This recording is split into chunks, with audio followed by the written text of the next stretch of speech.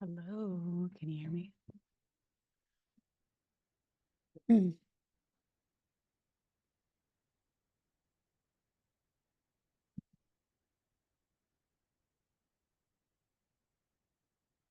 Hello, Velia. Hi, Laura. How are Your you office is doing? empty.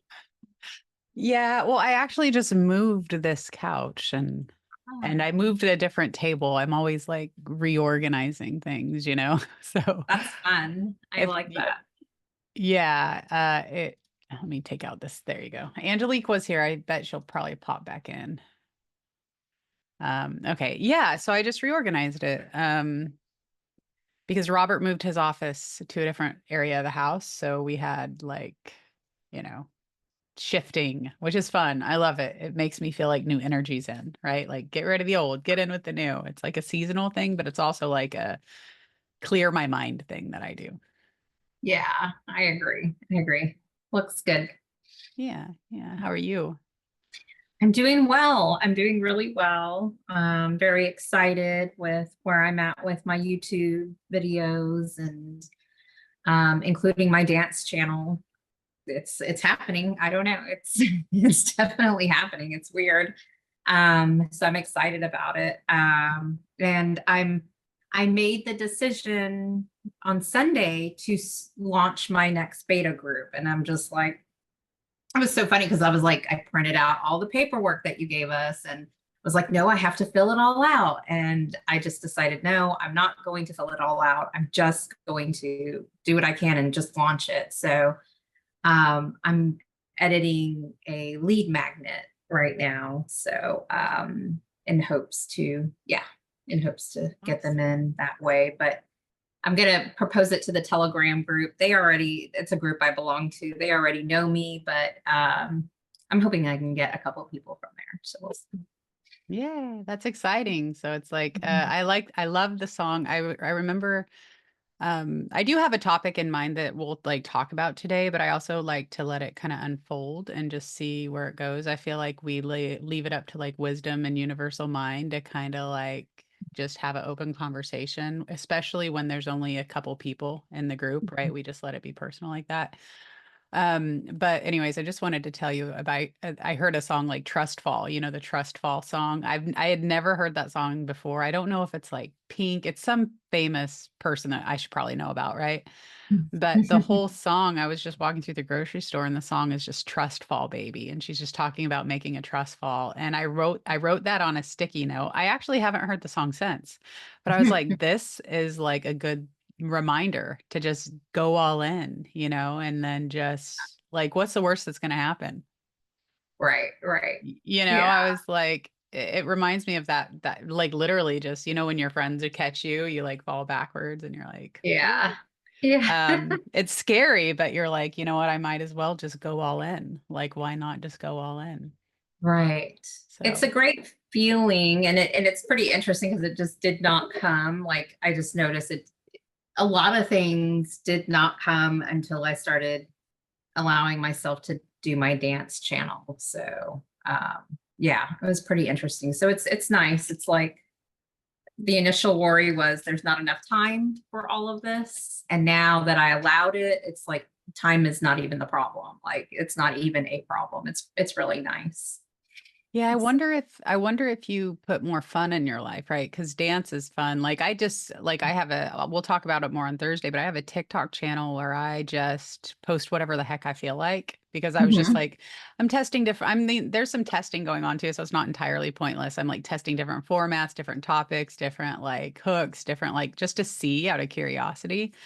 But it's also so fun to do it without like intention or without, you know, the teaching structure and when and it's funny because everybody's like, where'd you buy your birdhouse? You know, so I'm like, Robert's like, you need to make a TikTok shop and put all this stuff in there because I naturally am like excited, like this lamp, like I'm naturally excited about my lamp, right?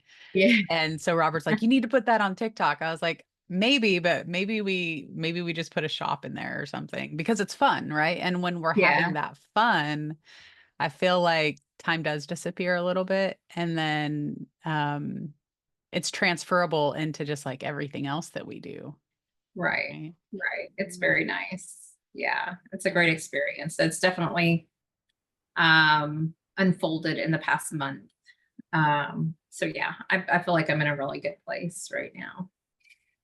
Exciting. It's exciting. Do you Mhm. feel like your mind's quieted down quite a bit and that you're more like in the space of Yeah, I mean, especially um related to YouTube. Yeah. I mean, because it's yeah, there was a lot of um uh challenges, even just focusing on my dance channel. I kept having the information repeat, you can't start two channels at one time, and then also the information repeating, if you're not going to sell anything, then don't put your energy into it. And it was really scary to think that if I put energy, I kept telling myself for almost 6 months, I kept telling myself, what if I just danced all day long? Because I could dance for hours. And I was saying, what if I just danced all day long and didn't touch my work? Like, and what if I just did that? And I would just kind of test how it feels. And so yeah, it was just interesting. That's kind of how it started. But to actually jump into it, there was a lot of argument of just logical things that I thought I knew. And but yeah, I'm really happy. I'm really happy that now the thoughts and the arguments have quieted down quite a bit when it comes to the my main YouTube channel. And like what I was sharing with Christy is that over the past month, I have actually developed 16 videos and over 100 video ideas, topics.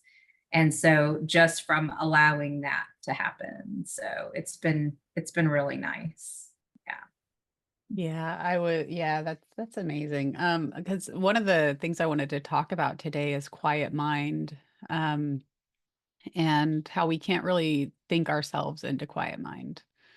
We Mhm. just it's just an allowance of being, right? It's just let's just Right. allow ourselves to be. And I think that we try to talk ourselves into it or think ourselves into it. It's like, well, if I just think about this, my mind will go quiet.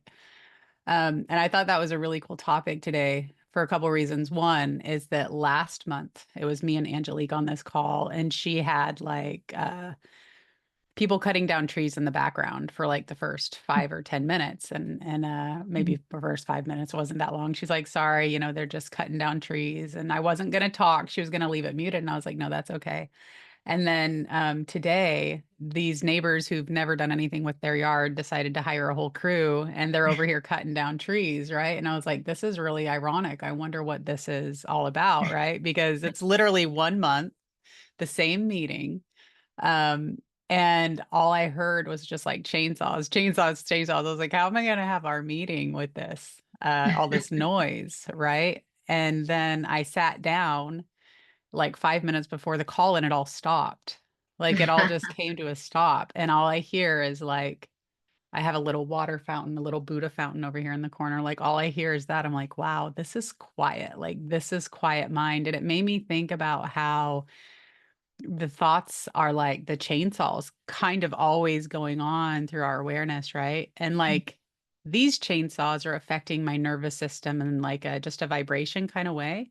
Mhm. But the thoughts that we either generate because we are thought generators, or we just notice them, or we allow them into our consciousness. We feel those too in our Mhm. nervous system, but we feel them like as an emotion, right? And so we're Mhm. like feeling overwhelmed Yeah. because of all that outside noise. When if we can just be and let ourselves into that quiet space, give ourselves permission, it sounds like kind of what you've done. Like, Mhm. I'm just going to stop fighting myself and I'm going to give myself permission to like step into that river of calmness. Everything really does calm down, and it's like this is such a nicer space.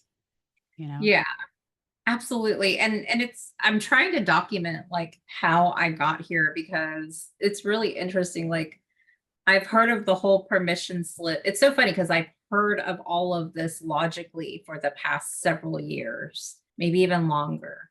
But to apply it was just something entirely different. And A lot of people loved, because I in the group that I'm in, they follow Bashar, I think is his name, right? I've never really followed him. They love him. And they talked about the permission slip. And it's like, yeah, actually a good way to say it. But the permission slip, like even just writing it out, didn't really do it for me. So it's really interesting. I'm trying to document, like, I guess, how do we actually transfer an idea into actually producing, whether it's the chemicals to allow you to do it, or cut back the chemicals that are outputted that are keeping you from doing it. So yeah, it is permission. It's exactly that, and the allowance. But it's just so weird how hard it is to do it, how hard it was for me to do it. And it's really just like the tension, right? Your nervous system, my nervous system was just so tense. If I did do it, the whole world was going to end. My business was going to crumble. I wasn't going to make money. There was just so much a threat there. That was interesting. Yeah, it is. Well, it's interesting because there's a couple of things that my teachers say. One is that we're all enlightened, but for our thinking. Like we're all already enlightened. We're all already there. Mhm. And one of the things that I use to measure my thinking is if I feel enlightened in a moment. It's Mhm. like, do I Mhm. feel enlightened right now? No. Okay, that's the weight of my thinking, right? Mhm. So you were already there. Our theory here is that you were already where you are right now. Like you're already there. Like there's Mhm. nothing that you need to do to get there aside from just let the thoughts fall away because they were just holding you back from doing it. Right? Maybe that was resistance, or maybe it was the fear, which is what affects a lot of people, right? If like the fear of the unknown, the fear of the what ifs, the fear of Right. just the worst possible thing happening. But even if you think about it, it's really not that bad of a thing that could happen, right? We're not gonna it's not the end of the world.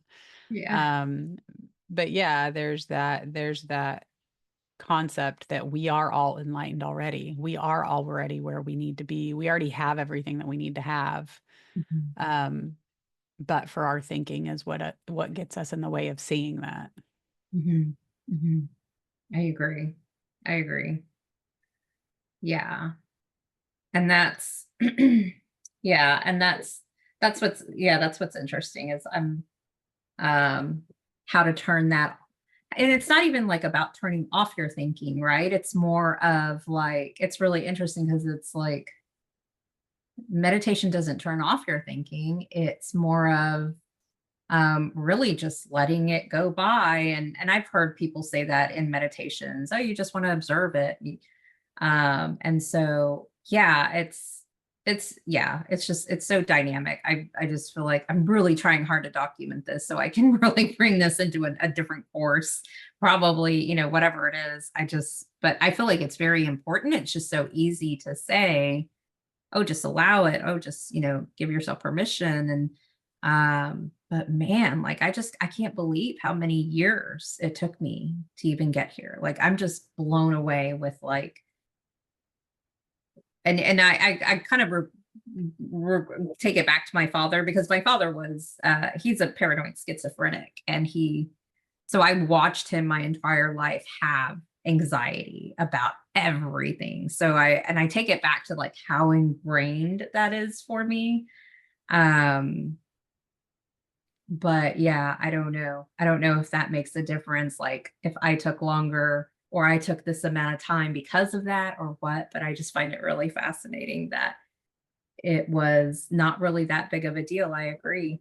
Once I did it, and it's just amazing that we don't know how to allow ourselves to relax or to do that, right? It's like we have to retrain ourselves to do that. Hmm. Yeah, and it doesn't really matter why it took you so long to get where you're at, right? Like it really doesn't matter so much. It probably, in my experience, it always had to do with habitual thinking. And that's it. Like even if we want to call it conditioning, it doesn't really matter. Like it's just like everything that we make up is our habits, our hobbies, our thinking constructs, our thinking patterns, all that is just habitual thinking, right? It's just this is the color that we've always painted the road, you know? And once we just see that we can break that up, we get all that freedom of, oh, it doesn't really matter why this was here so much as the fact that now I'm in a new space of freedom to create, you know, from, and that's what Mhm. you're stepping into, it sounds like, is a new space where you can, you're wondering how you got to where you are. Um, but the how, I guess it is important if you want to teach others, but you know, just seeing where you are now versus where you were, it's just like, to me, what I see is just more of Velia came to the surface and less of all the thoughts that the habitual thinking that held you back. It seems like you felt safe enough to just let that go, or maybe you didn't feel safe enough to let that go, but you just let a lot of that go. Yeah, that's interesting. It's like I think I felt safe enough to a degree, and then I was also tired. I was also pretty exhausted as a combination of it being just uncomfortable enough to do it and to make a change. Honestly, I feel like that is how a lot of things come into my experience is that I will, because I can't consciously see what I need to do. You know, I can't consciously like know, like, oh, I just need to drop the thinking around this. I don't always see that. Mhm, Most of the time I do, at least what I'm aware of. But a lot of the times it'll just get to the point where I get so fed up. You know, mhm, I'm like, okay, I am fed up. This something needs to change. And then I'll just get like, I feel like that's what healthy anger is partially for. Is like, I'm just done with this. I don't want to experience this anymore. I'm just going to do something different. And so I'll use that to kind of push myself to do something different. And I'll have that energy of like healthy anger behind, like, I'm going to change this. I'm just, da, da, da. And mhm. then sometimes I'll even have a breakdown. And then I come out the other side and it's like, oh, it's much lighter around here because all those heavy thoughts are gone that I was holding on to as like protection, Mhm. you know? Yeah. Yeah, that makes sense. That makes complete sense. Well, it's exciting. I'm very excited about this. I'm I'm very excited for you. excited about like, yeah, I'm even like I'm planning on like all the stuff that didn't fit in my course. I'm planning on like just having it all on YouTube privately, and we'll see how that goes. And I'm perfectly fine with that. Whereas usually I have questions. I have questions like, how am I going to do this? How am I going to do this? But I don't know. I'm just going to do it. And so that's pretty liberating, right? That's very liberating too in a way. So. Just to kind of, I go through the same thing. I kind of let down the whole how, and I Mhm, just get an inkling. This is something that I'll probably share on Thursday, but maybe not. But what I realized about the course that I taught was because I was really kind of, I didn't want people to regress. You know, I want people to evolve into their guidance. And I felt that teaching the framework, I know I did a video about this, would, because I see other coaches teaching similar things and they get people in such a state of like, it has to be perfect or I can't do it. Or if I don't do it exactly the way that they do it, then it's not going to work. They get people in such that state that I feel like it's unhealthy, right? So I'm like, I don't want people to go into that state. So when I teach the framework, I'm like, you're learning from the outside in. mhm, And this is a huge insight that I actually had over the weekend is you're learning from the outside in. And a lot of marketers are teaching from the outside in. They're like, this is what you have to do from the outside in. But once you learn the framework, you apply from the inside out. mhm, And that means if it feels good to you, if it's fun to you, if you're excited about a movement or a direction, that is your guidance. mhm. That is your cue to go that direction. Right. Um, and I was like, okay, so I need to remind people that they're learning from the outside in, but they're applying from the inside out. And that is a lot of that logical stuff is on the outside, right? But that application and that internal growth is on the inside. So when I said we're all going to get to lead magnet in a different way, our lead magnets are probably all going to look different because it's like, what do you like? What do you want to consume? What do you want to share? What kind of, what is something that you can put out there and empathize with people, about the delivery of it, you know? That's kind Mhm. of what I was Right, talking about in our last meeting is like, if you like to consume it, then chances are other people will like it. But how can you know if you're doing someone else's what they did, right? It needs to be what you do. Um, so yeah, it's all about the inside out. Like our whole life experience is from the inside out. We always think it's from the outside in, like the chainsaws were really bothering me, but I knew that I could sit here even with them going on and stay calm and still hold a meeting, right? right. Yeah. And I would say, like, I would think that, so I absolutely agree with you in what you're saying. It is from the inside out. And like now, like, even though, whether I was in a different state when I was in the course and now I'm in a different state, I can now just easily apply it, just like you said. I I was telling Christy that I feel like, our I feel like when I was in the course, there were so many different things that I heard in the course, and my ego just kind of attached to the stuff it already knew.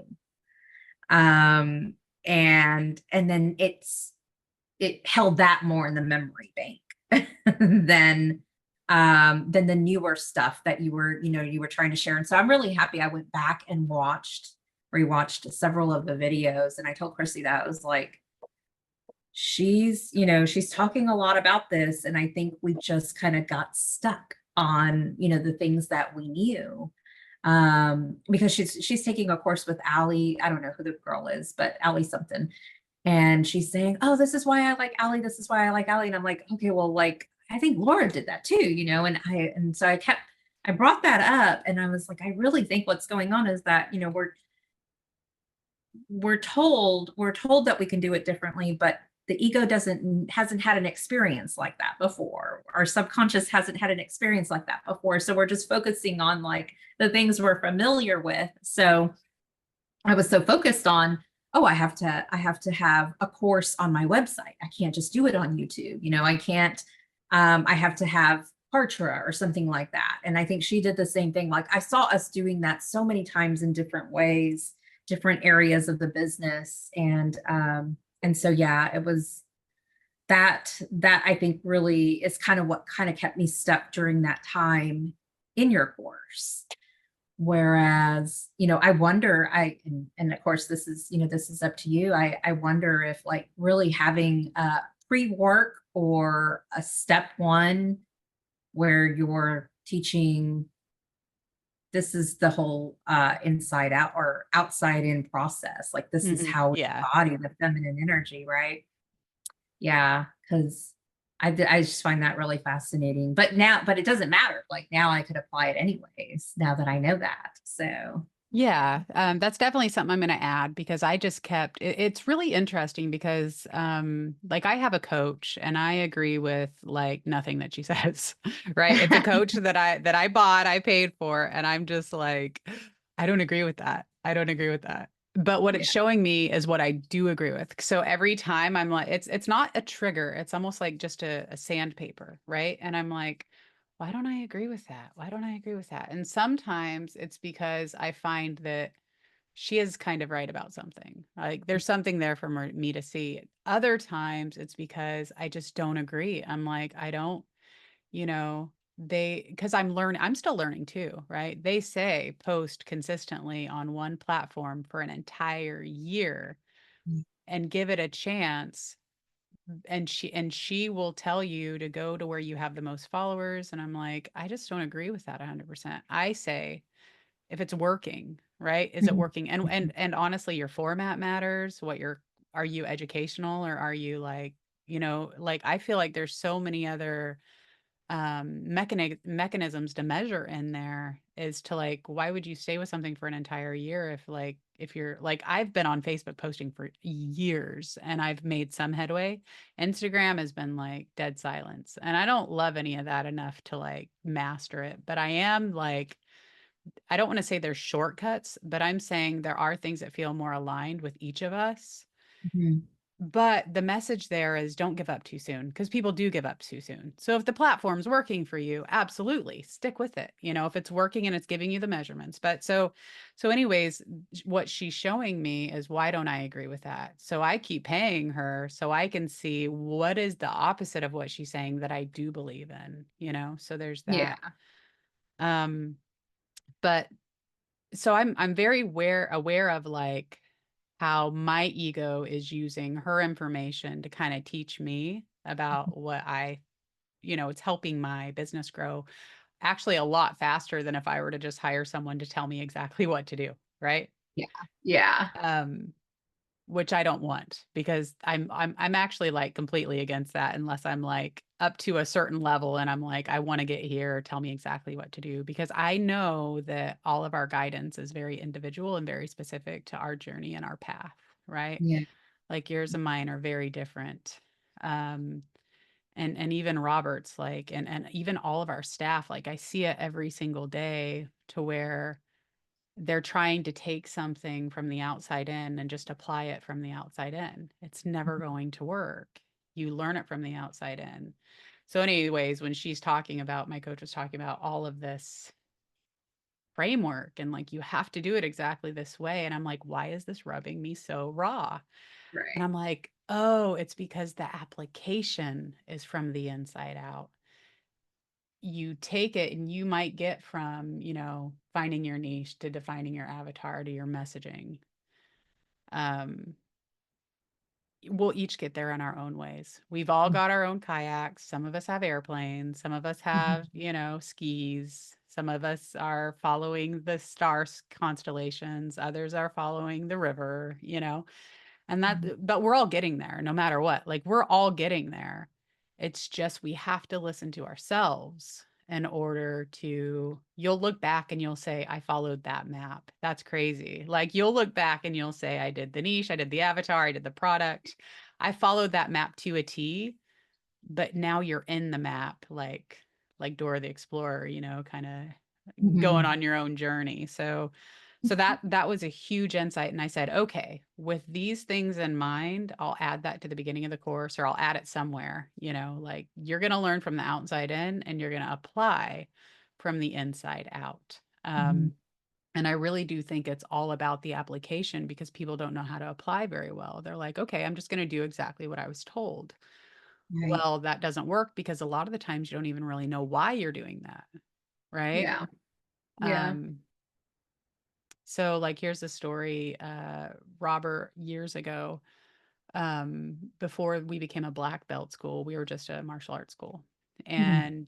And the one of the coaches said, you know, you want to be a black belt school, so just call yourself a black belt school, put all this black belt stuff in. And he's like, well, I don't want to use my ego and talk like that. We're just a martial arts academy, you know.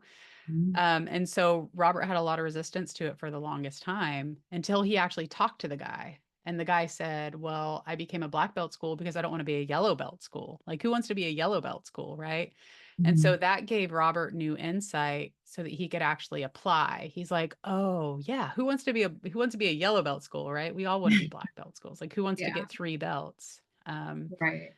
So yeah, it's all really about the application, and applying in your own way. And I feel like that all comes from the heart, right? And your own, like, this feels good to Velia. Go, you Mhm. know, go there. And it is different for all of us. And that's one of the challenges that I've taken on, is how to teach all of us this without putting everybody on a conveyor belt like every other coach does. You know, Right. like that, for the framework, for logical stuff, that makes sense. Yeah. But for the inside out, there's curriculum to teach people, follow this. Like, this is what's guiding you. And I feel Yeah. like you've tapped into that. Yes. Yes, I have. And it's actually and I'm like I said, I'm trying to document it all. And what I do is I have been, so for every task I do, I ask my higher self, and I've been trying to figure out the difference between my emotional response and the intuitive hit. And I'm trying to relate it back to my intuitive hits when I communicate with animals. They do feel very neutral uh, compared to an excitatory response or a stress response. And so that's been very helpful. Yeah, there's a lot of moving pieces with it. There's also like the celebration piece too. Like I have to celebrate before I can move on to the next task. That's a huge part of what has helped me, I think. So so yeah, yeah, I think I'm just very happy with where I'm at. I am very happy, and I'm definitely excited about where it's going to take me and how fast, because I think it might be quicker than what the pace I was going before. It's always faster. It's Yeah. always more direct. Yeah. Yeah, for sure. Like I used to keep myself really busy just doing a bunch of things until something worked, right? I'm like, okay, this is working. Um, that's what I used to do. Nowadays, I spend more time doing puzzles and like Mhm. work around the house and reorganizing the house. And I just ask a question and I just get to do other stuff until I notice the answer, you know? And it's never like, do this exactly for your lead magnet. It's more like a question will come up in my mind, you know, and I'm like, that's a good question. And then I try not to speculate where it's going. I just kind of have a conversation. Uh-huh. And then I'll do something, and maybe I'll share some of this on Thursday too, but I'll do something else, and then something else will lead to another question, and then another conversation. And then before you know it, I'm like accidentally making my lead magnet, right? Which is like 1/100th of the time and energy that I used to spend on stuff like that. Right. So absolutely, it's a more direct path, and it's a lot like that flow of the current instead of climbing the mountain. You're like with your ice pick, right? Yeah, It's that's a not that great way. example. That's a great example of how you explain that. That's awesome. Yeah, it's so calming and freeing and peaceful.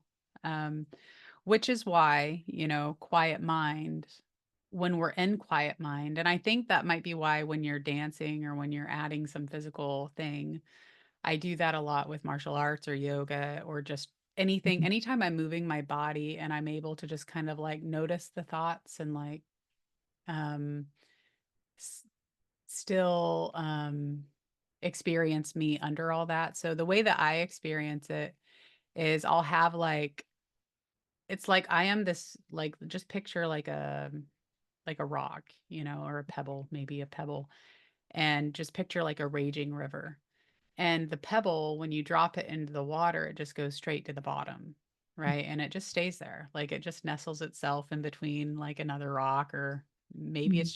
it's just there and it's comfy and it's situated, but the river is still raging.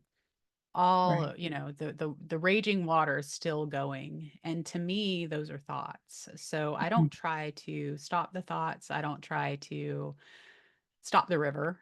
You know, I Mhm. don't try to do any of that. I just stay with myself as the rock, you know, and when I am able to stay with myself as that rock, you know, that's in a comfortable space, no matter what's going on, in that quiet mind space is where all of the thoughts and the ideas and like the new thoughts. I really want to Mhm. emphasize new thoughts because those are the ones that are guiding, right? Insights, those are the ones that are guiding, like those out of the blue. Um, like, where did that come from? Oh, that's a new thought. Those are your guidance right there because they're taking you out of a habitual way of thinking and Mhm. into a new way of thinking, right? So, but when you're when you're um fighting the waves too much and trying to go upstream and you're just you know I see myself doing that for years. I was like playing whack-a-mole on the rivers, you know, current and like trying to get the water to go a different way and swimming upstream. And then you get tired. And I think that's what happens. We get tired and then we finally allow ourselves to float.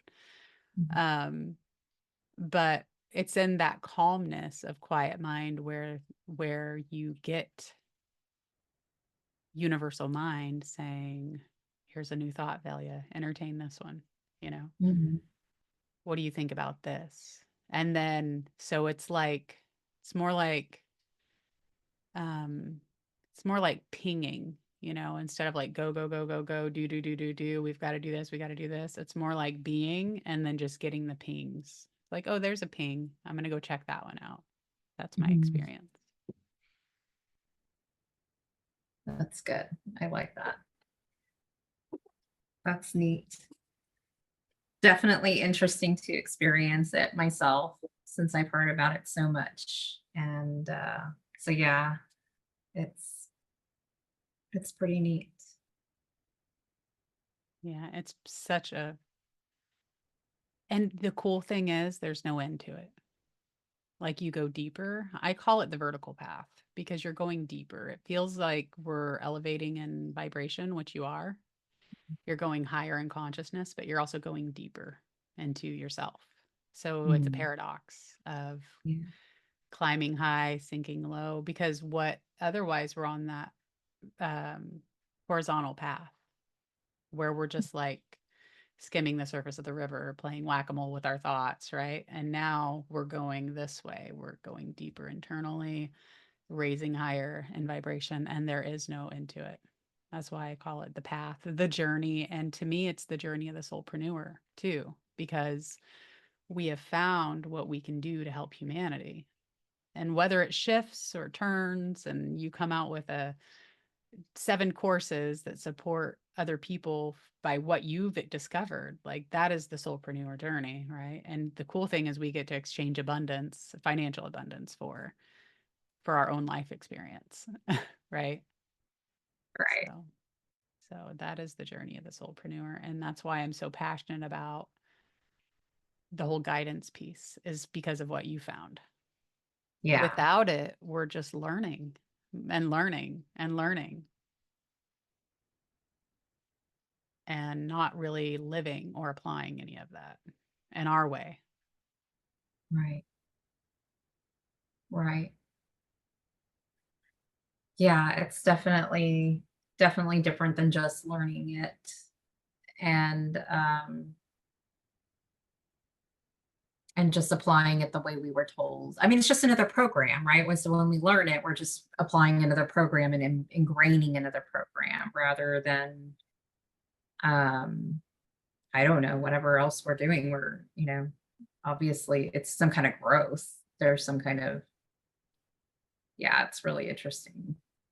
Yeah, because I do learn a lot of things and then I kind of I decide that I want to apply it all and then maybe I don't know how, right? Mhm. Um, but that all comes from, I was looking at the English word expert and I was like, what makes up an expert, I wonder. And then, like it's literally the first half of experience is the word Mhm. expert. And I Mhm. was like, so how can we have the experience? And it's like, oh, well, we can't have the experience unless we travel the path, right? Right. We can we can see all the framework as much as we want, right? So teaching the framework is easy. It's teaching people how to take the framework, and this is any framework. This is the vision that I saw that led me to the insight of learning the framework from the outside in and then applying it from the inside out, was that I had my 9 steps like kind of seeing in my mind, and I was like, why am I so resistant to that? It literally turned inside out, and I Mm. saw that I needed to turn it inside out, and see the holographic nature of it. And then it kind of shifted back and I was like, oh, okay, and I saw it as like a screen over people's um I saw it as like a screen over like the soulpreneur, right? And then it all made sense to me as to how I needed to teach. So that's just an example too of like being on the path for me, even. Like I saw that, I knew it. It was like Mhm. sandpaper rubbing me raw. It's like, how am I supposed to explain this? That I don't like this. I don't like I needed to figure out what I wanted to bring to the table for people. And that was one of the ways that came now. It didn't come before, right? It didn't come, I didn't wait for that insight. I just decided to teach you guys what I knew. Had I waited, then we would not be here where we are today, right? So, Yeah. That's interesting. Yeah, because I think I've thought of that with my clients, my current clients. I feel like I can teach them what my tools are, but to actually get them to experience it is is something different. And I had to guide them through it in my course and take them through multiple examples, but to lead them to be able to, I guess, to get them to do it on their own, I've noticed is an entirely different challenge. And so, yeah, I could wait to figure that out and just think it through. But it's true, I can see that if I just jump into the next group, um, they're going to show me how to teach it to mhm. them. I know it. Yeah, so many of us, what we do, Robert's very guilty of this, is actually put a note if I could explain it as well as I did yesterday. It's kind of funny how we did that because I told Robert, I was like, we are all waiting for I wrote, it's all about the feedback, not figuring it out first, but now and then getting the feedback. And that was the feedback after I taught you guys that. And it's good because I feel like I need to teach you guys the logical process anyway. I don't want you to get into the overthinking of how I'm supposed to be and do all at the same time. Like, this is where you're going, right? And I think that it ended up perfectly. I don't know that I would have wanted it any other way, honestly. Um, Even if I would have said little bit of a pre-warning, I'm going to teach you from the inside out and you're going to apply from the outside in. I don't know if anybody would have known what that meant. I don't even know if I would have known what that meant as deeply as I do now. But so many of us are waiting to think it all through and then apply, right? But we're all connected. Humanity is all connected as one. It's actually impossible to do that because their feedback is what changes our course. So we're Mhm. trying to the ego wants to do everything, figure it all out, and then just have it work. But in reality, we start here with the simplest possible, which is what I did. I said, I'll just throw out the simplest curriculum that I know to keep them all projecting forward so that they know the milestones to reach and then I'll adjust from there. But that's what we have to do. We throw out our fishing line and then we kind of dance. It's a dance with humanity, really is what it is, because we're part of them and they're part of us, right? So it's kind of funny how we try to separate ourselves from everything, figure it all out, and then bring something and it doesn't work anyway, because I've done that too. Like it literally doesn't work. We have to get the feedback. And that feedback, it comes from yourself too, right? With me, I was like, why is this rubbing me raw like a sandpaper? Like, why is this? How can I felt it more? I felt it, but I couldn't articulate it. Mhm. And I know, which is really cool, because I've been doing soul coaching for years, and soul coaching is all about inside out. That's all soul coaching is. That was the course that I was going to do before I did this one. And now I see this framework and I can see now how they go together. Now it's very crystal clear, and I was resistant to it and I was irritated by it, but I still trusted the process. I was like, there's got to be a reason that these ladies are asking for this information, even though I don't want to do it, but I do, right? Like I really do. I just didn't understand how they would marry each other. And that's what they did. And I just had to let it happen. I was just like not resist it. Um so yeah, it's all about throwing out your fishing line and just I don't I it's kind of hard because when we get into the ways where we are trying to explain things that are inexplainable, we're using metaphor, right? Yeah. Because there's no real English words to say it. But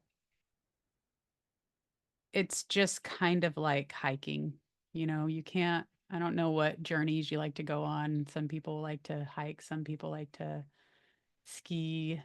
But it's like you want to we our ego tends to want to get pictures of the whole trip before we go on it, right? Mhm. Mhm. And it's really just allowing ourselves to go on it and enjoy it. Yeah, that makes sense. That makes a lot of sense. And so do you think you're going to your soul coaching course now, do you think you're going to combine the two somehow, or you're going to offer them both like kind of back to back, or? Um, I'm not exactly sure. Mhm. I'm kind of like I know what I would like to happen because I feel it in my being more than anything. Um, but I don't really know because another vision that I had was like entrepreneurship was like a screen, behind the soul. And I Mhm. felt like I was putting, and it might have been a vision about myself. I just had like this screen in front of who I am. And I realized that I could just flip that. So the soul is always first and foremost because I want you guys to follow yourselves. I want you to follow your guidance. Entrepreneurship is just something that we do, and it's a way of our creative expression, right? The main difference about soul coaching and what I'm kind of what this program is evolving into is that soul coaching is for anybody and everybody. You don't have to have a business to have an insight that rocks your world and changes your whole reality. You could be doing anything. The Soulpreneur Academy is going to definitely be a combination of those two because I want people tap into your guidance. That's probably going to be my tagline is learn from the outside in, apply from the inside out. Um, it's all about that. I just don't know if the universe is going to have me cater only to these new earth waymakers, which I thought from the very beginning that was part of not from the very beginning. It took years. What am I saying? It took years for me to be like, oh, I'm supposed to help the new earth programs come into fruition, right? I'm supposed to help this new system develop. How can I do that? Took literally years, but I've known that for a while. I just don't know if I'm going to be limited to soulpreneurs and new earth waymakers bringing new stuff, or if I'm going to be helping people in other areas too. I just Mhm. don't know that answer. And really, that's the only difference because it's all the same thing. It's like, are we applying this to people that are making the new structures and systems for the new earth, or are we applying this to the people who are still living in some of the old ones and they're loving it because they're changing from within, right? Like Mhm. some of the teachers even that I've worked with in the past, they're applying new systems within an old structure of like the school system, for example. So I just don't know. But it's definitely already a combination. I've already seen that I'm not a shallow person by any means. So whenever someone teaches a framework and is like taps on the surface linearly and that's all you do, that's always a no for me. So I already know I'm going to be teaching about the principles that I came up with, which is Mhm. something I came up with 5 principles that I'll probably share in my maybe my TikTok. I'm kind of testing out TikTok, which I'll show you guys on Thursday, but I came up with 5 principles that I want people to really understand when it comes to being a soulpreneur. Mhm. Um, and it is a merging of those two programs. Nice. Nice. Yeah, yeah. Well, let's say hi to Angelique. Let's see if she's tuning in. Hi. um, the power shut off really quickly and then it came back on. Happened down at the main road. So there's no Wi-Fi, so I can't call out or anything. Oh no. But Well, we're glad you're jumped back on. yeah. Yeah. So did you hear anything new, Angelique? And if you were listening in, did you have any new thoughts or new insights or anything like that? Oh, I was just listening to your wonderful conversation. And thinking those are just such wonderful keys to apply to people's lives. Um, just being in the flow really and allowing things to bloom. Um, I find that I'm kind of in that position myself where I don't know quite what it's blooming into. I just know it's blooming. And so that's a wonderful spot to be in. So that's I all. think it's the only way to be. I really think it's the It only way is. to do this, you Yeah. guys. I don't I know and anybody that's ever said anything otherwise. That's of the flow and like peaceful. yeah, and to speak a little bit on what you had said about applying um, new ways in old systems, I'm having an opportunity to witness that play out in front of me on somebody who's pushing and pushing and pushing their business, but it's not being there's an aspect missing. And that aspect that's missing is that soul part of it. And so everything is going against it's like pushing rocks up hills.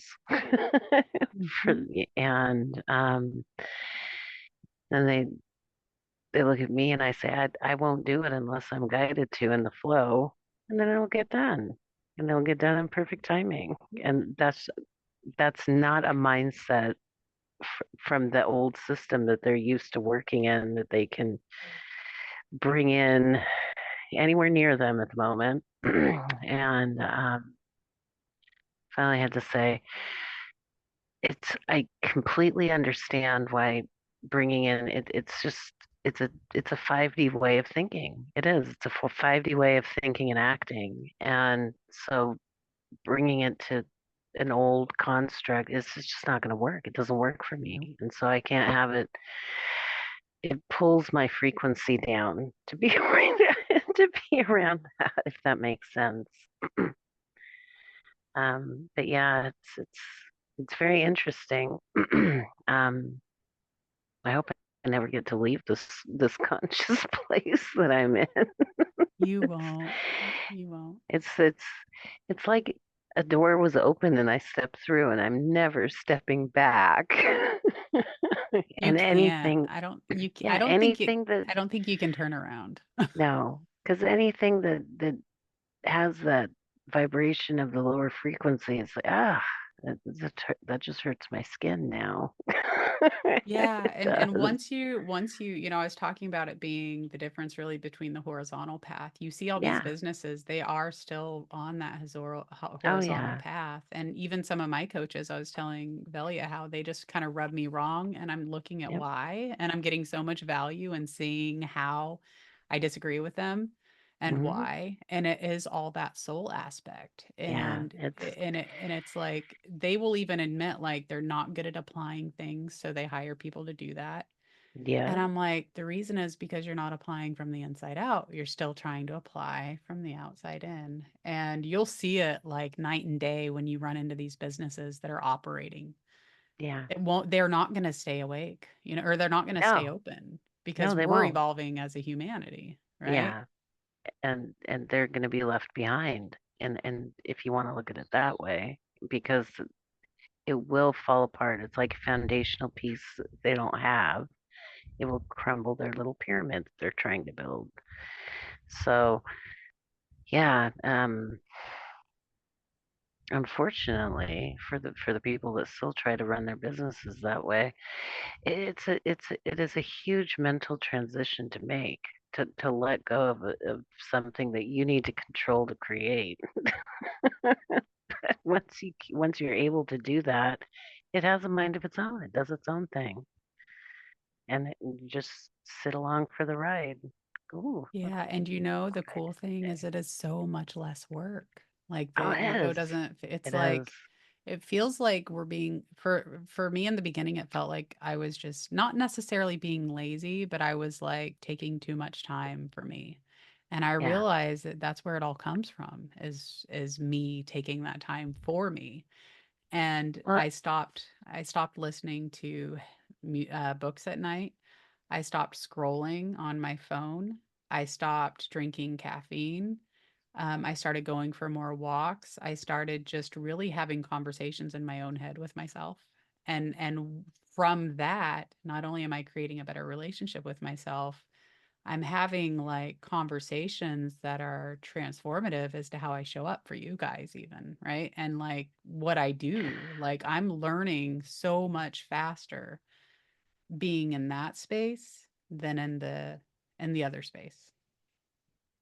Oh, it's quantum learning of everything because everything is connected. Every synchronicity happens because it's showing you and pushing you on the path that you're being meant to go in and the flow that you're in. And it's yeah, it's an amazing amazing place of consciousness. And yeah, like Valia said, you can tell people and you can they really have to see you as an example on the piece that you're in because all these crises and chaos they have nothing to do nothing, and they and that's not coming from a point of no compassion or no empathy, but you can't necessarily tell them directly, well, you're pushing that rock uphill, you've come against No. resistance, now what do you do? Yeah, you And actually can't. Yeah, go ahead. yeah, that's their learning path. They're gonna they're gonna take that pain and they're gonna grow from that and see that there are other ways. Um, it's always the non-orthodox ways that people, oh, how can you? That's not gonna work. Wow, it does work. They just have to see you do it as an example, I guess. That's No, that's the only way you can teach them.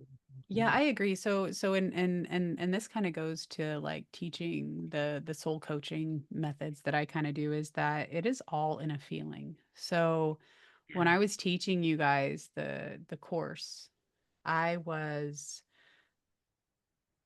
um navigating from a logical side of my brain to the feeling, soul, consciousness part of my brain. And I was going kind of back and forth because I had to teach you things logically, but then I had to put the feeling into it so that you could kind of feel what it meant to be guided, even though I'm telling you guys exactly what to do. It's very confusing for me, but I was always on like this back and forth thing.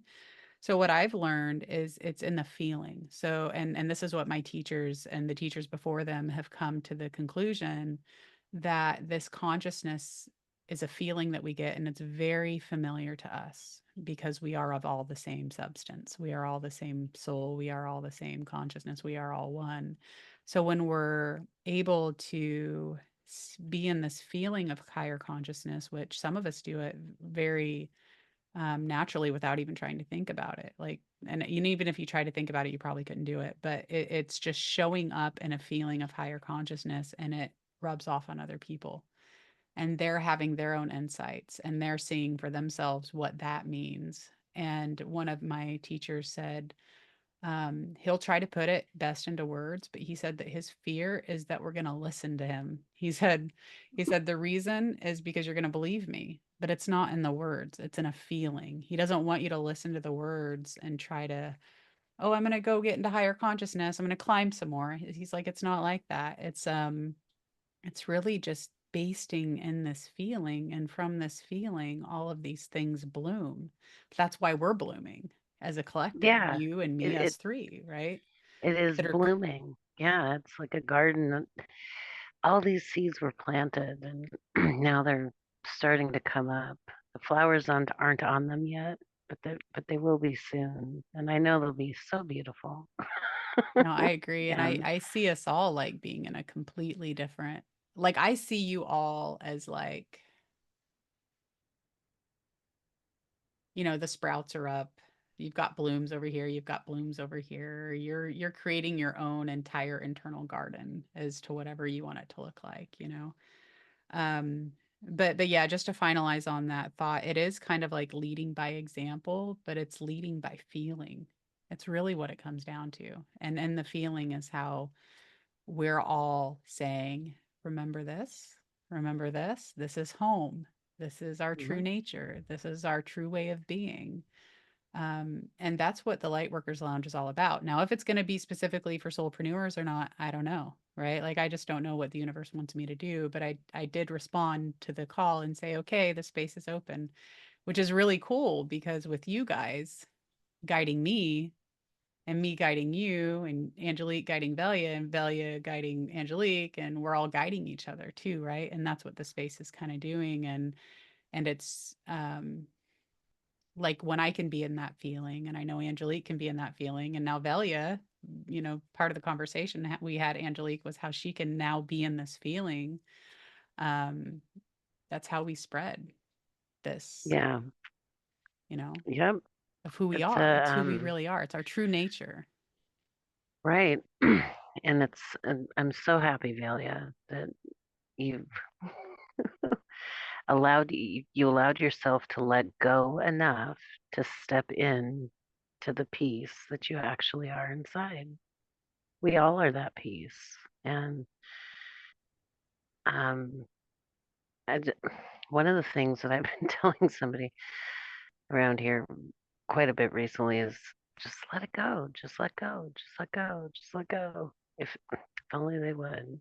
But we all have, our things we feel we need to hang on to for a while till finally we release them and let them go so we can be in this place of peace.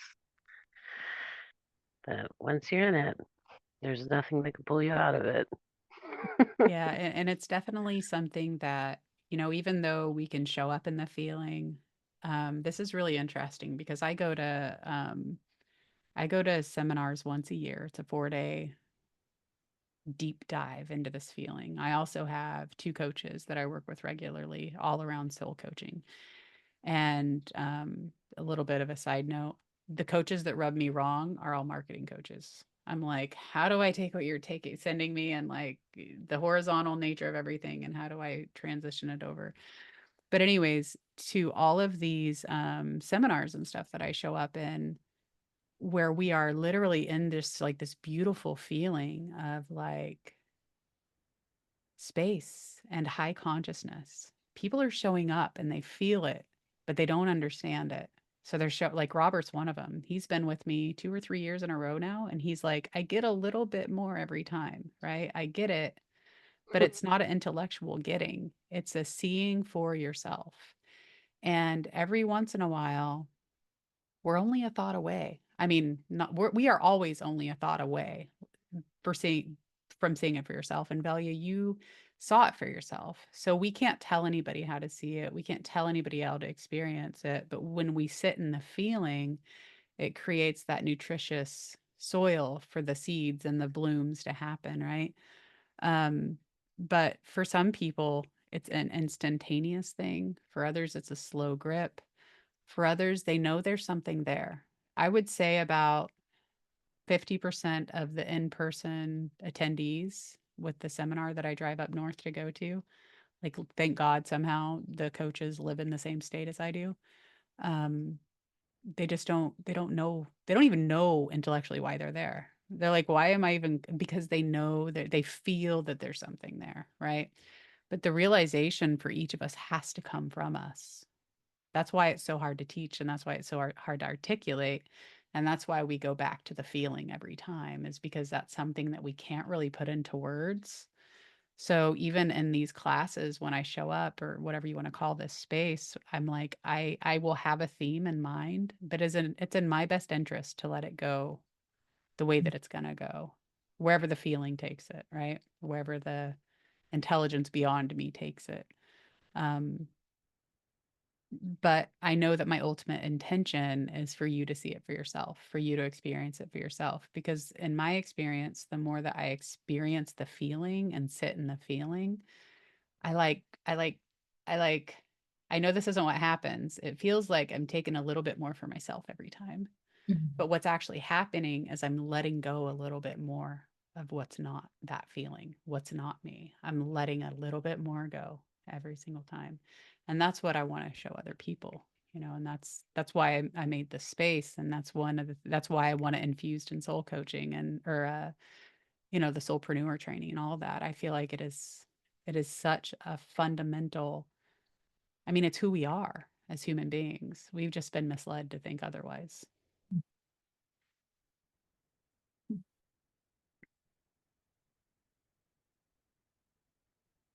That's interesting. I'm definitely happy that I'm there. I'm definitely happy that I'm there. Yeah, it's very exciting.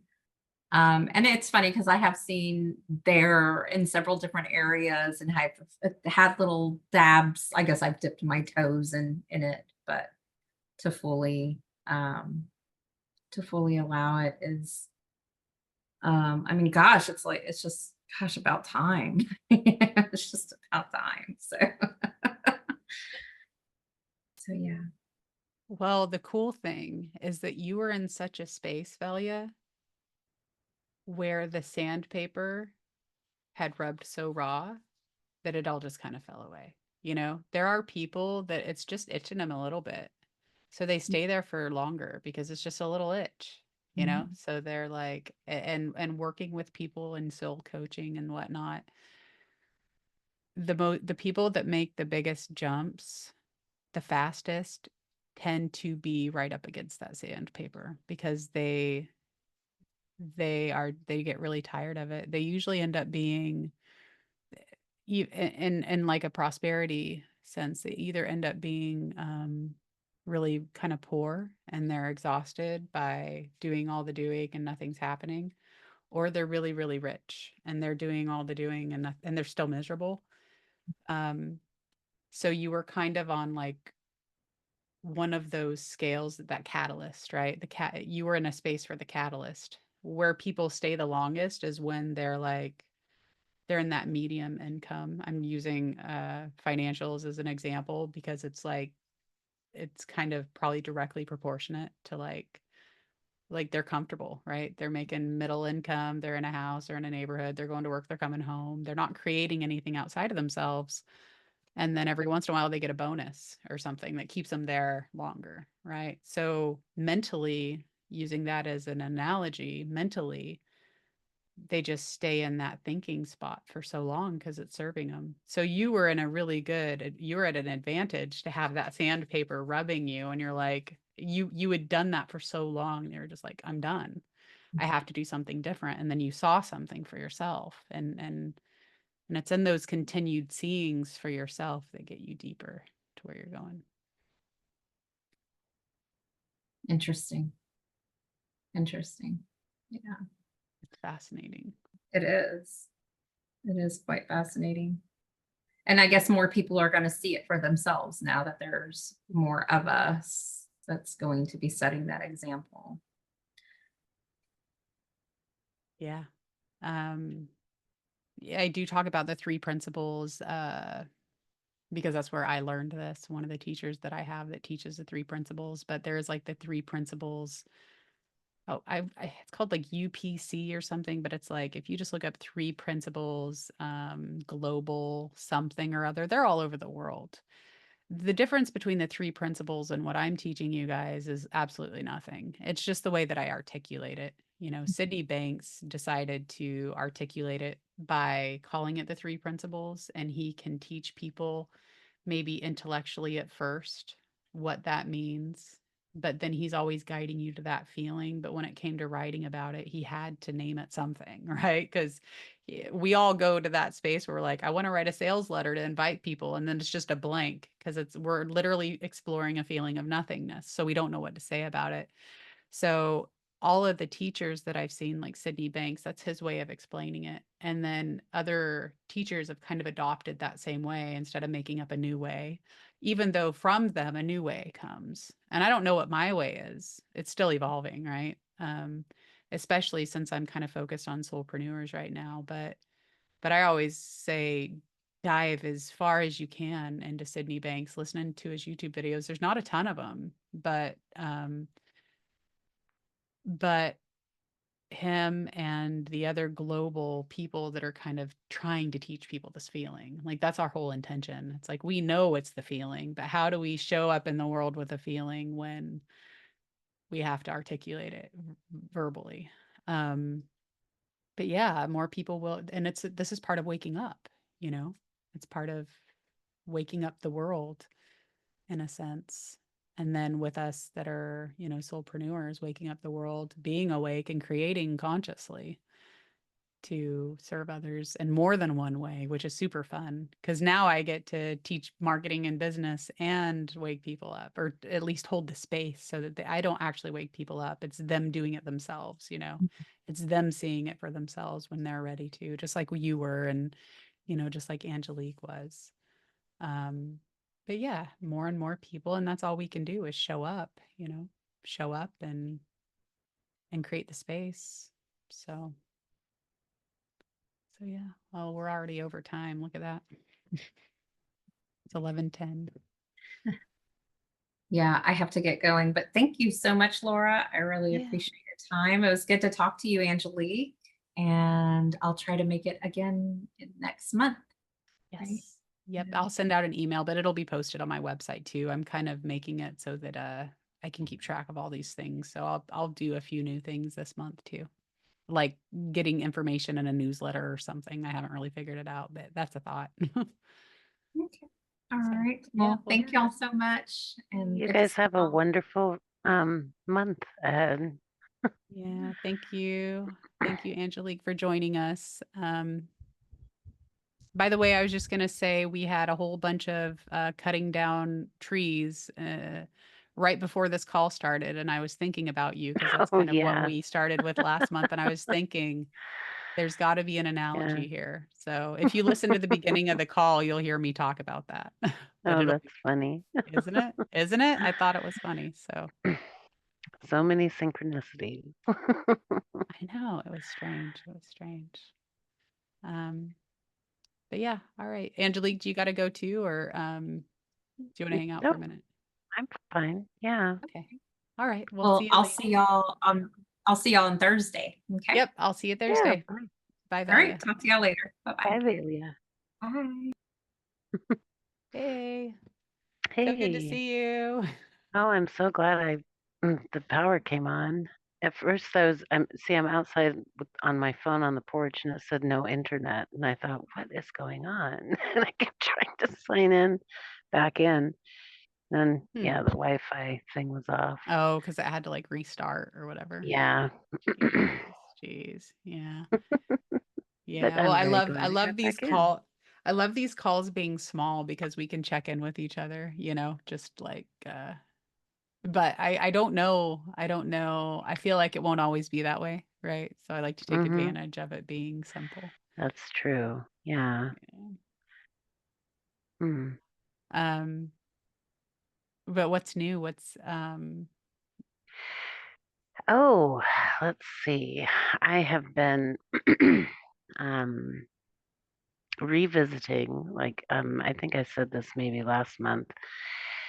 There's some things that came up during the class that I hadn't had an opportunity to follow through with, and little doorways to go explore.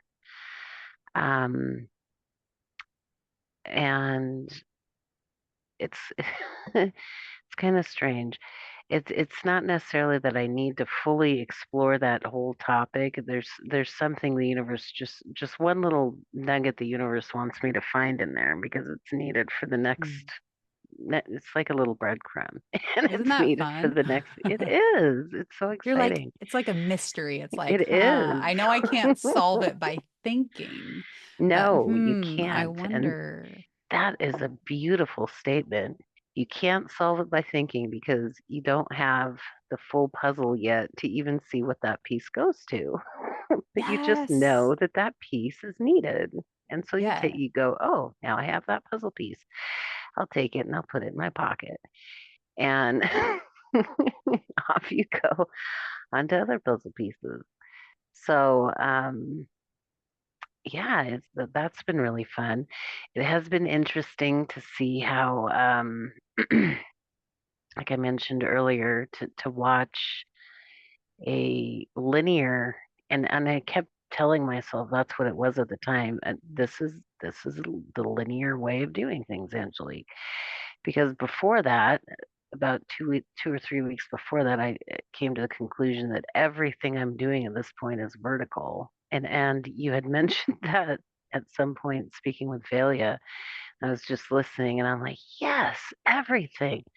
The learning, the tying things together, the everything is taken a vertical aspect, and it's so much faster, and it leaves so much more downtime to just be and to be at rest. And it's not like you're thinking particularly about that one topic, but when it is time to go back into it, somehow all this flood of information has been waiting for you to come Mhm. in.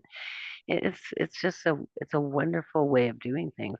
So again, having that opportunity to observe a non-vertical, a linear way of doing things, it's a Jesus.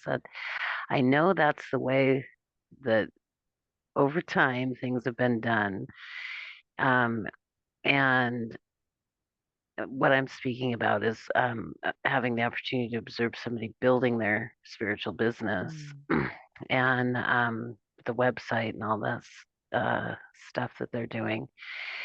And but again, yeah, that element is not included. So everything is so time consuming and Mhm. so Yeah, so God, it's so time consuming. isn't it? So I don't know if you heard this part of the conversation with Valia, but I actually hire a coach that does things very linearly, and I call it like the horizontal nature of business. Hmm. Everything's kind of like logical.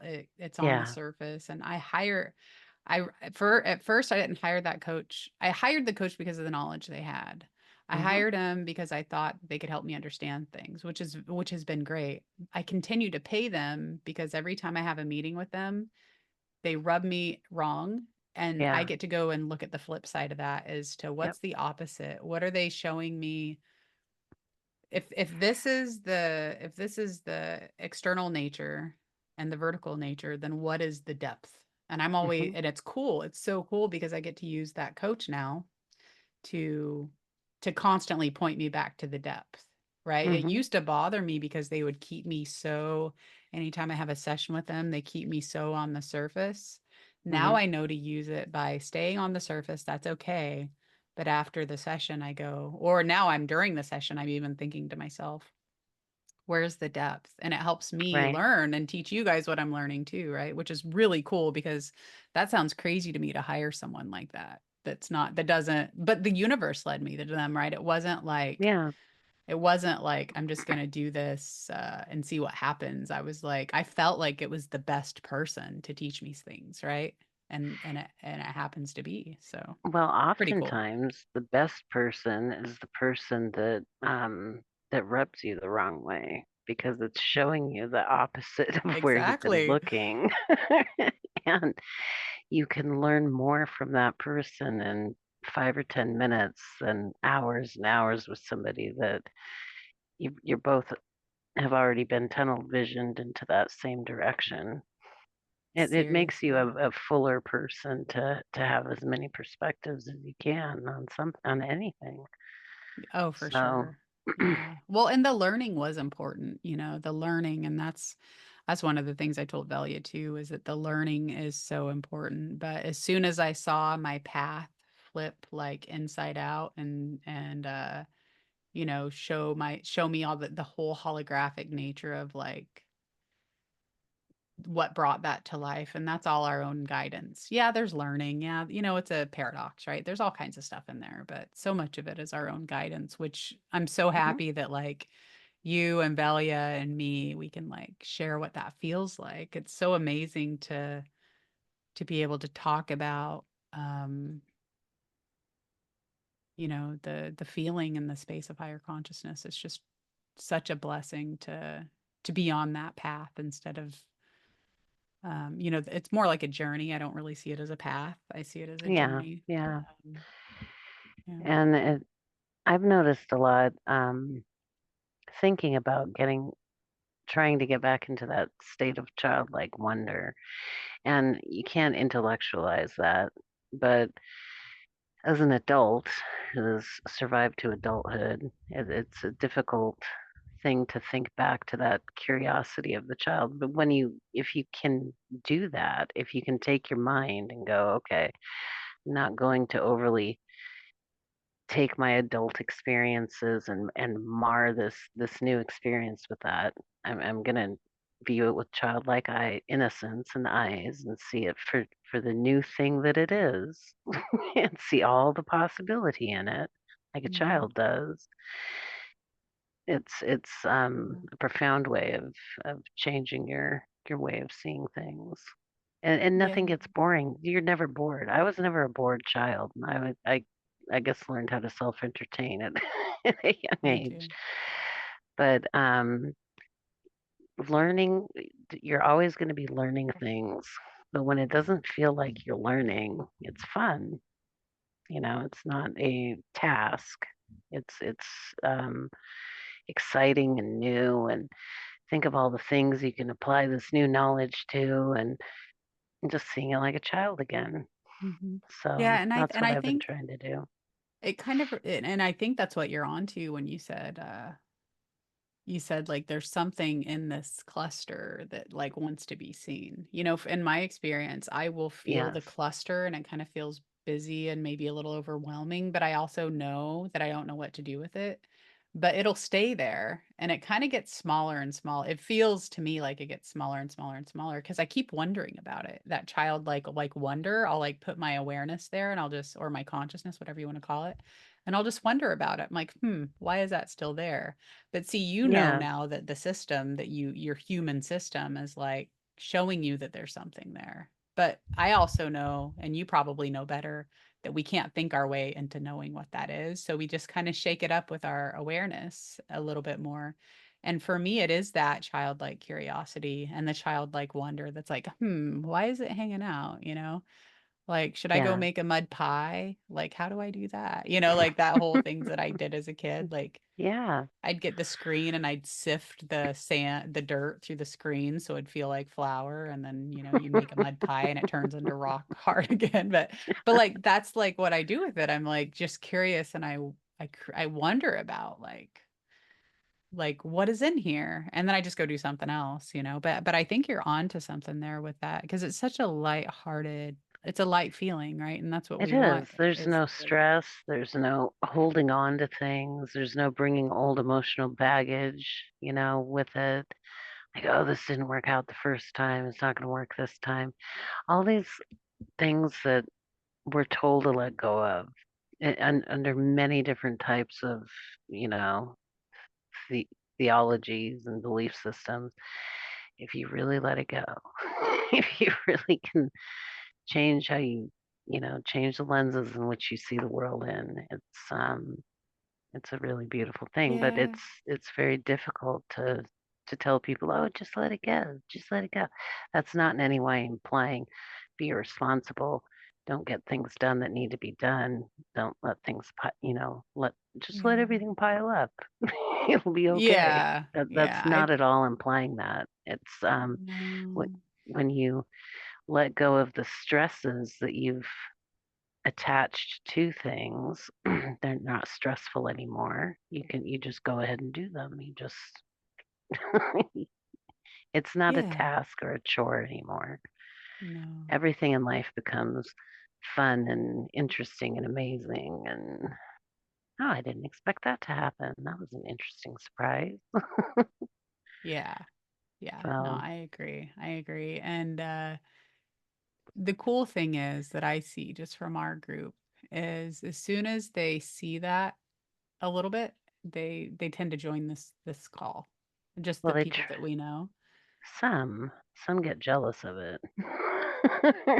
Well, I've I I've think seen that. maybe.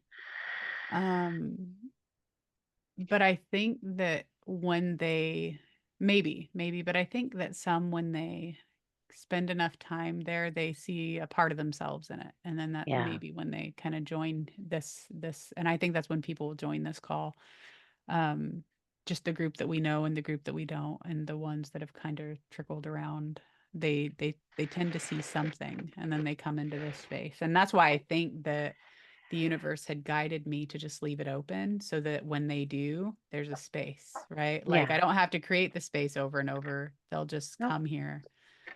Um, but in my experience, people hear things the way that they like let it go is it's almost overused, right? So like if It you were to is. ask them Yeah. what does let it go mean to you, they can see what that might actually like what are they thinking that that even means? Because I didn't people told me that. I'm like, Yeah.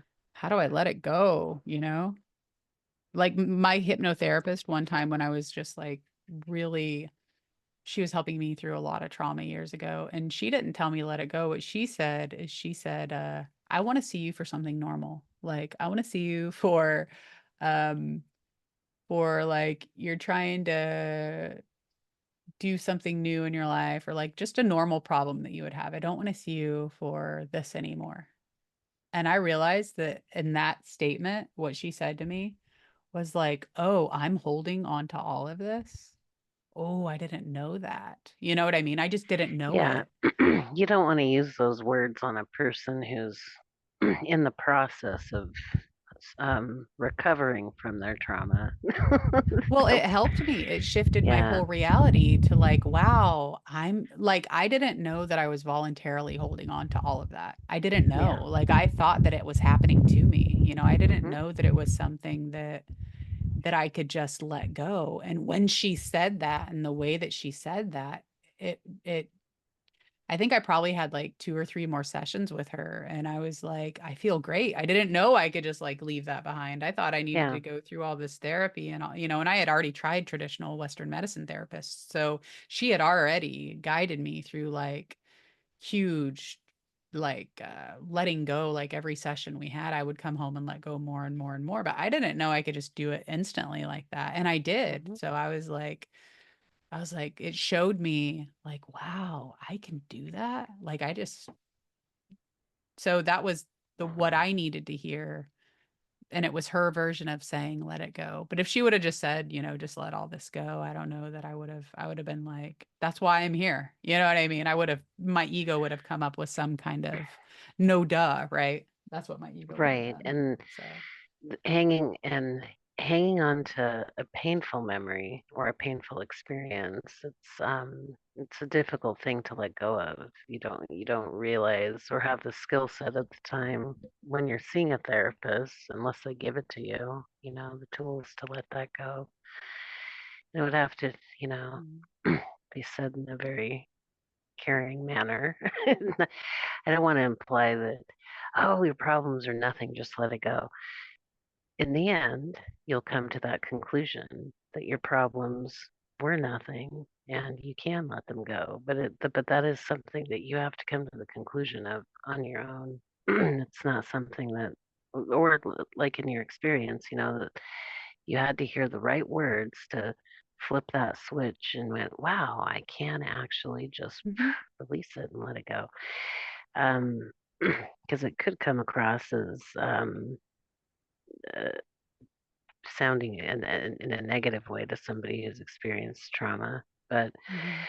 not to make light of anybody's trauma that they're wanting to hang on to. But you will come to a point eventually where you will want to let it go.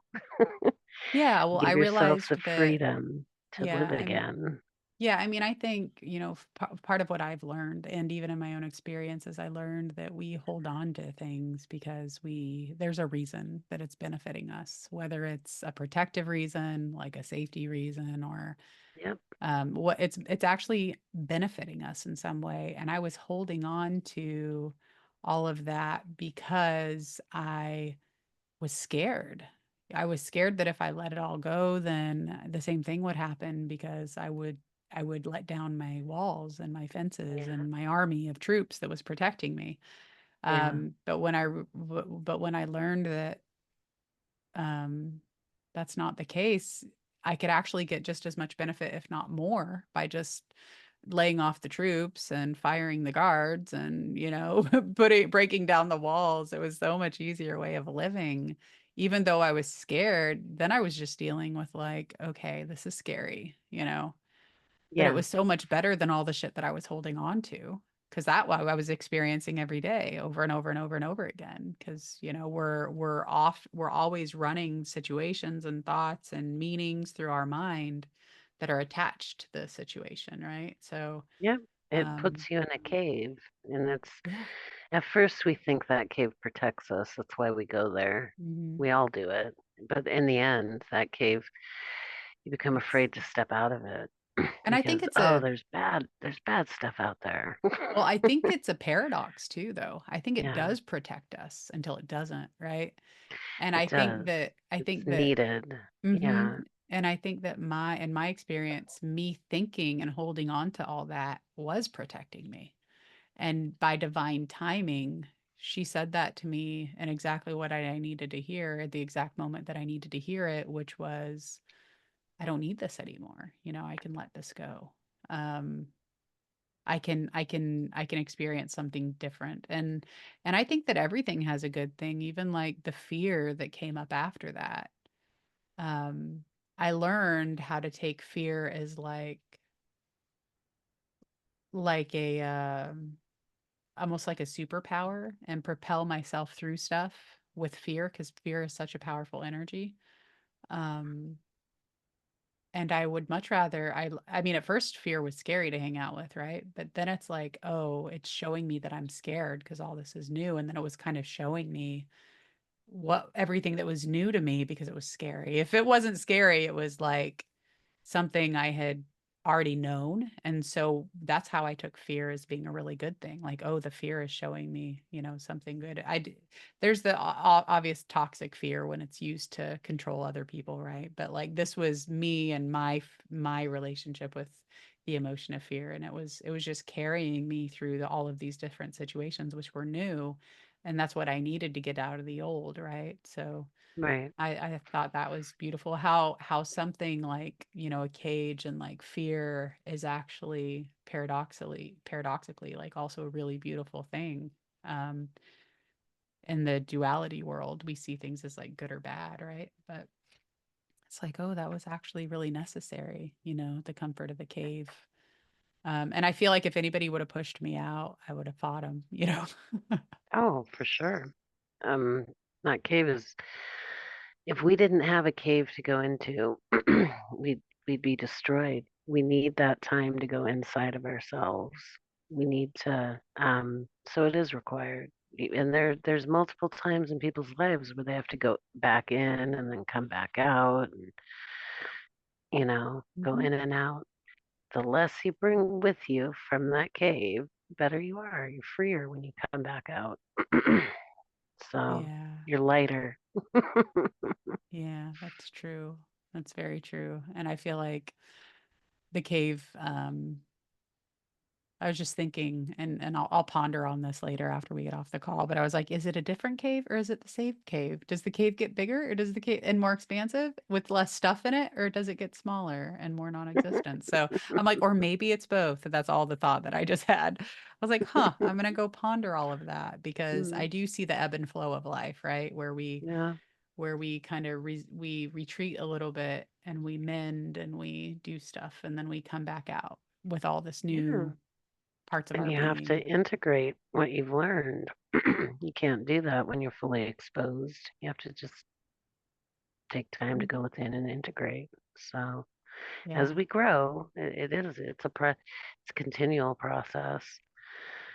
So, Yeah. and I it's think not that a full dark night of the soul has to occur every time. no, That's not no, the case at all. no, it's more, yeah, it is really like I like to call it like a soup simmering, right? It's just doing its Yeah, thing. We can't really no. watch the pot boil faster or make it cook faster. And that's kind of like what I feel is happening. But I think the problem is when we feel, actually I don't know if it's a problem because I kept feeling that nudge to get out of the cave and I was scared, but I was still doing it. I was just doing it at my own pace, you know. But Mhm. I feel like some people just take that fear seriously as danger and they don't take that fear seriously as Like, what if we all just took fear seriously as like, this is something new and exciting? What if that's how we read that feeling, you know? Because when we stay in the cave, we just never come out. We can't do Yeah, what we're meant to do or want to do, even if we never come out of the cave. So I think that it's fine if you stay in there. But if you have like a desire to shine light on the world, in the cave, you're just shining it on yourself, right? Which is necessary sometimes, but I think fear it is a is. really good You thing. have to, fear is a wonderful thing. It's required. You need to have, it's required for our survival as a species. So it's anybody who tells you they have, oh, I have no fear, that's not true. Everybody has a fear of something. Yeah, and Um, it's mostly new things, which is super funny. I yeah. mean, I think there's the And fear that's of a like, weird, that's a very common fear, but um, the easiest one to get over because when you learn about something, you're not afraid of it anymore. yeah, Like I yeah. In had fact, a you integrate, like phobia of you integrate. spiders, a phobia of spiders. I don't even get bothered by spiders anymore because I've learned as much as I could about spiders, most of which have mouths that are too tiny to put their toxic venom in you. So you're fine. You're that was my biggest fear about spiders. Funny. I used to have a fear about spiders too, and it was deeply rooted in a childhood memory. I'll tell Mine you. too. Well, Mine, yeah. yeah, so like I had it's actually funny and one of my most beautiful memories since my sister has since passed away, but um because it kind of just tells about what her personality was. But I had adopted the my brother's old room, and it was downstairs. So I had set up my room, and there was a under the stairs kind of like one of those Harry Potter things before Harry Potter Oh was around, yeah. you know. But you like open it, and I remember like going in there, and I found like a coin collection. I didn't know if it was his or if it had just gotten there, but there was like a coin collection, and there was an old atlas from like 1930 that I still have.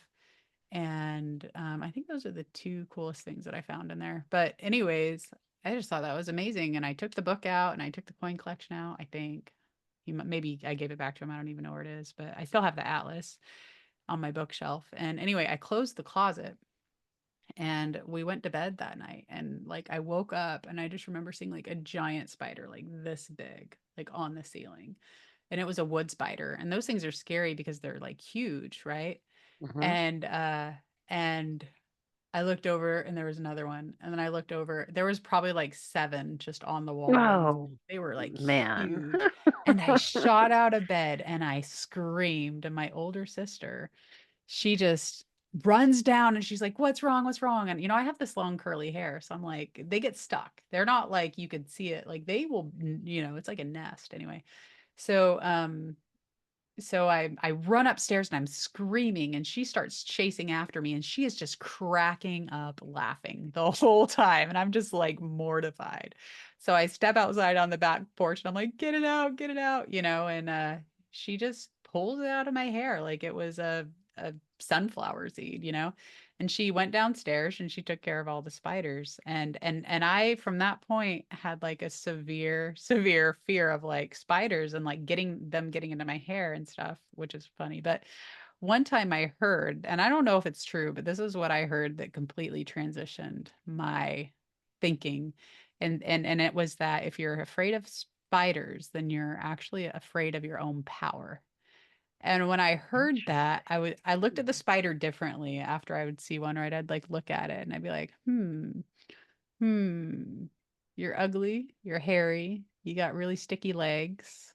What does that, I would start asking questions Mhm. like, what does that have to do with my power? And I was like, and I really dug deep into what the spider meant when I looked at it, like, um, why is it so scary, right? And you have your reasons and I have mine, but after that I asked every time I saw a spider, I asked myself that question because I wasn't afraid of them as a child. In fact, my dad would like bring giant tarantulas over and we like pet its legs and stuff. Um, but that transitioned the way that I saw spiders because I was like, well, if I'm afraid of a spider and if they say that that's my own power, then how am I letting anything like that that's so small and probably really afraid of me scare me to my wits, right? So that's what really got me over my fear. Now I just take them outside and I don't like that they jump and stuff like that, but who does, right? When they're fast and you can't catch them or they're big. And sometimes I'm like, you're just an ugly spider, man. Like, you're not cute at all. You're not like a fluffy bird. Birds are cute. Spiders are not cute, but I'm No, not they're afraid of not. them, you know? Yeah.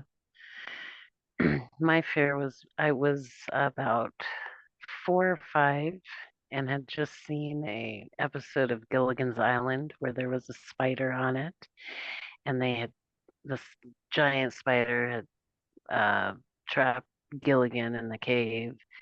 And I remember laying between my parents to take a nap, and the cat had jumped on the bed, and I felt the cat walking up the bed, and in my mind that was a spider. And Mm. so when the cat poked its head over the top, I screamed at the top of my lungs. I woke both my parents up. I remember that very distinctly, but I didn't remember it all the years that I was terrified of spiders. Mm. So in order to get over that, I went, where did this come from? It's such an unreasonable fear. Like you said, we're so much bigger than them. It's not like they're doing us any problem. But it's just the sneaking up on you. You know, you're not expecting to have a spider on the wall when you're sleeping or the Yeah. ceiling. It could drop at any time Yeah, or they get are kind of stuck in like your boo, hair. right? Yeah. Boo. Yeah. Well, now when I see one, it's like, hi, but for some Uh, reason it's like, boo, I'm here. It's kind of funny. well, they're very interesting. Aren't So, they? Yeah, they actually are. And I feel like there's a lot, you know, I feel like if it using the analogy of being like afraid of our own power, I feel like there's such depth that we can learn about them. Like, why do they come into the house? Like we could look at all of the things as to, what makes them so cool to some people and then learn that and apply it to ourselves, because we are pretty powerful too. And who says a yeah, I've little never heard tiny that power before. can That's so interesting. That's a yeah. very interesting statement.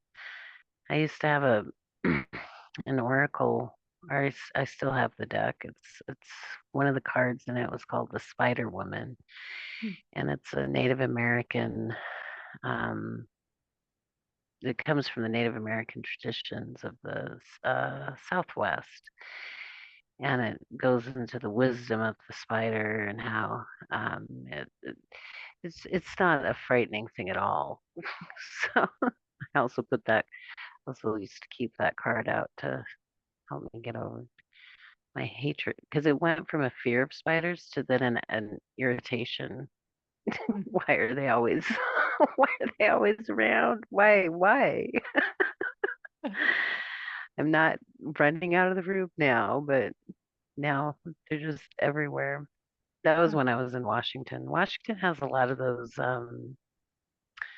big spiders, the wood Wood spiders that you're spiders. talking about. Yeah. Yeah. Yeah, in some places. Like luckily here we just have like the little annoying ones that like make their webs everywhere, but they're tiny, they're not cute, but I feel like they bring the birds though, So I like that because without them, we've had a spider guy clean out all the spiders and then we lost all of our birds. I'm like, "Oh, that's sad." Oh, how So weird. yeah, because That's the little critter, like unique it's all their coordination. we messed up their whole little ecosystem, right? Yeah, that's a very sensitive ecosystem. Yeah. Wow. So that's just what they eat. Because our ground is so hard that like worms don't really live in it. It's like we live, I don't know, maybe an hour. I don't know how far we live from Mount Rainier. I don't know, but it's like it's all like molten rock and lava and just broken rocks all Oh, underneath our ground. yeah, So like even if yeah. you want to plant something, you have to just add soil. So we don't get like worms coming up from the dirt for the birds or anything. So I think that's their primary um, Hmm, you know, food is the little bugs and critters back there. So that's what I learned. interesting. Hmm. Wow. There's a lot of old lava beds here too. It Yeah. made the ground very fertile in this little valley here. Yeah, I bet. I bet all of the even the the dust and the ash and stuff does that. Well, the lava, there's lava tubes, and what happened was it immediately cooled, and so you can drive by and see these big black. Um, it just looks like it's dried lava, and it's been there for thousands of years. And um, so this whole area is surrounded by at one point active volcanoes, but yeah, it made the ground very fertile. It's all agricultural here because of that. Hmm, that's really cool. Away from the lava, it can't grow on top of the lava, of course. Mm-hmm. But yeah, so there and just walking here, there's patches you can where there's big rocks before you get down to the river. And so it's not this side of the Cascades is completely different than your side. So we don't have ferns, we don't have moss, we don't have uh, oak trees or maple trees. It's not wet Hmm. enough for that stuff. And most of the moisture we do get is from snowfall. So it's very arid Hmm. here. So it's a Oh. lot of pine trees, which makes soil pretty acidic for um, for growing uh, really flowery things. It's too acidic for them and Hmm. bushy things. But yeah, it's amazing how different the two sides of the Cascades are. Yeah, we have a ton of moss, a ton of, hmm Oh, you could step out on your side and see 20 different kinds of moss, all hmm different, all beautiful, all multicolored. hmm I love moss. It's so pretty. Yeah, well, we have a lot of it in our yard. We have to fight it because it'll take over. Robert really loves the grass, which actually was funny because I was like, why do we need all this grass? Why don't we have a garden? And you try to dig in the ground and you can't. And then we're like, okay, well, why do we need all this grass? Let's just take it out and build a deck, which is what we were gonna do. But then it got like all the dust, right? The grass really absorbs a lot of the that stuff that kind of floats Yeah, through the air. So yeah. we're growing the grass back. Um, but we had to take out all the moss had taken over the whole yard. We had to pull out all the moss with like one of those Thatcher things and before we could even plant Oh, the grass yes, because it the just thatchers. yeah, it just suffocates. It just suffocates the It will, yeah. and you'll have like a few hairs of grass sticking through and nothing but moss. I've seen that before. Yeah. Yeah, that's funny. Well, I should probably go. I got another call, but I was going to tell you that if you watch the beginning of this video, there's a lot of fun stuff in there, but I was telling Velia how um so the guy's cutting down the trees. This neighbor here never does anything with his yard. The day that he decides to do something, he's got a chainsaw out there. Which was so crazy because it's where you were on our 1 month Yep. call On and I yeah. was yeah, and I was trying to think of a theme and I was like, well, I know that I need to show up and just respond to whatever shows up, but I do always want to have like something to talk about in case, um just because that's just one of the ways that I show up, right? Mhm. But it's funny because the noise was getting to me like all the thoughts get to me, right? It was just kind of like revving up my nervous system. I sat down though, and it completely stopped, like right at like 5 minutes before the meeting. It was just like Oh, nice, silent. I was like, this nice. is really interesting because like that's what our thoughts do, right? Is there hmm like this chainsaw in the background, but I was still like, that's okay. I'm still gonna show up. I'm still just gonna like, I don't care if 6 months of this has chainsaws in the background. Like I'm still showing up, right? Like it didn't matter to me that much, but it really did show me how like that's a like an analogy for what our thoughts do to us, right? They don't do to Oh, us that's that so if we true. let Yep. them, right, they can kind of get Yeah. to us the whole time. But I just thought that was really funny how I was kind of shown the theme right before the call started. And then it just was like radio silence, peace, calm, clarity. I could hear my little water fountain in the background. So I thought that was really divine timing on all that. I was like, huh, that's really interesting. Perfect. Went right back to 0 point. Yeah, yeah, yeah. That's nice. So then I was thinking like we need to stay in 0 point as long as possible, right? Oh yeah, that's it's the only way to be, because your emotions are the fuel for all energy that you put out. So if somebody's or something is pulling them off of 0 point, it's not you doing it. It's somebody else doing it or something else doing it. Or us allowing something else, right? Yeah, us Just we're allowing it. allowing it, yeah. Yeah. Just saying, I'm gonna let that bother me today. Yep. I'm Yeah. gonna let that pull my attention over here or get Mhm. upset over there, whatever the case may be. Yeah, exactly. Well, it was good to see you today. I'll probably see you on Thursday, right? Yes, definitely. Yay. Okay. And you'll get it. You guys will get an email from me about what Thursday's all about today. I meant to send it yesterday, but I didn't. So you'll get it today. Wonderful. Okay, I look forward to Okay. that. Awesome. Well, enjoy your Well, day. thank you. And You as well. yeah. And we'll see you on Thursday. And this recording will be up later on today too, if you want it. If you Okay. want it. I Okay. just add that in there. So I'll okay. catch the first half. All Okay. right. Great to see you, Bye bye. Angelique. Great to Bye. see you too. Bye bye.